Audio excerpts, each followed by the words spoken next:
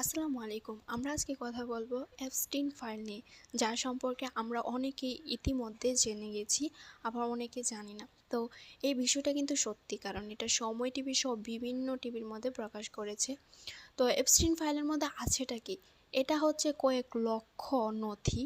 তো এর মধ্যে কিছু নথি জাস্ট প্রকাশ হয়েছে, তাও খুব চাপে প্রকাশ করেছে, যার মধ্যে ডোনাল্ড ট্রাম্প, ইলন মাস্ক সহ বিভিন্ন বড় বড় বড় বড় মানুষের এই সম্পর্কে উল্লেখ করা হয়েছে।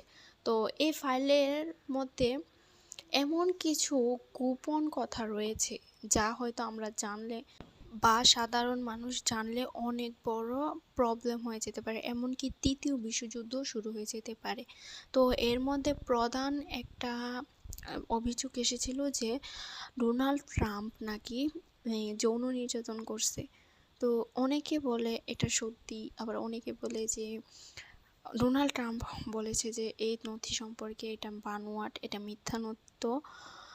কিন্তু এটা আসলে সত্যি ঘটনা, কারণ এপস্টিন ফাইল আসলে, এপস্টিন কিন্তু একজন না, একটা ব্যক্তির নাম। তো ও হচ্ছে কুখ্যাত একটা ব্যক্তি, খুবই খারাপ। তো